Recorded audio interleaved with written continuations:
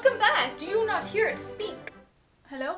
In my previous videos, I talked about rhetoric, the art of persuasion, and how important it is to being hip. Today I thought we'd arm ourselves with some weapons of rhetoric. Did someone say weapon? Welcome back to Kailey's Chronicles. Rhetoric has been studied since before ancient Egypt. It was a hot topic for classical Greek writers such as Plato and Aristotle, and Roman scholars as well, such as Quintilian and Cicero. The rhetorical strategies involved in becoming a great speaker or performer were often compared to weapons that won over the mind and the heart. So much power. But with great power, you probably need some good training to be able to wield these weapons. The power. Hey. What makes you think I'm not trained? In performing, it's not enough to just play the notes off a page or read from a script. Thought troll holds up sword, excited about having power. So let's talk about other weapons the performer can use to grasp the audience's attention. The first weapon is variety. Variation and change are really important to keeping things interesting, like adding surprises, and it's also why YouTubers like jump cuts so much. In other words, monotony should be avoided. Unless, of course, boredom is the emotion you're looking for. Even those 2-hour-long fireplace videos, they like to mix it up once in a while and, move the wood around. The next weapon is tone quality. In other words, the tone of your voice or the color of your sound. Like we all really know what "I'm fine" really means. Changing the tone of voice makes those two words mean something really different. Many of the scholars suggest that you observe the people around you. See what tone of voice they use for different emotions. It's especially obvious when you ask people how they are. Tone brings me to dynamics. Remember that being hip means reading off of original scores that have little to no dynamics indicated. I'll talk about how to figure out which dynamics to use in another video. It involves being able to discover the emotional intent of the music, or the affections. Just remember that a loud dynamic can be noble and proud, or frustrated and angry, depending on how you decide to wield your rhetorical weapons. A really important weapon is articulation. How you articulate notes or words as you speak is really important so that it's clear to the listener. Clarity can also be created by making sure you use proper punctuation. Outline your phrases and cadences so that what you're trying to express is clear. Meaning it's also important to breathe. And relish the power of silence. So much power! Take all the time you need. Don't let the thought trolls interrupt it.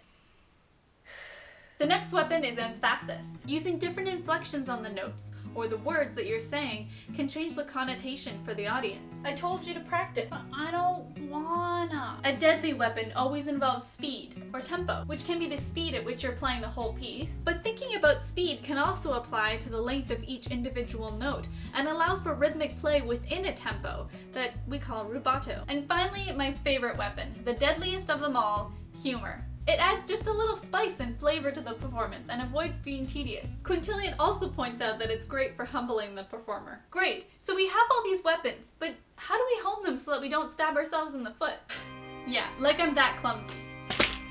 The first one is an obvious one, practice. The performer needs to know the material to be able to play with it, meaning that they're not searching for words or notes. I mean, Quintilian himself scolds us for wasting time on idle chatter, going to the theater, and feasting instead of practicing. Sounds like my kind of person. But despite all the work it takes to hone these skills, the art of wielding these weapons must have what you call unagi. No.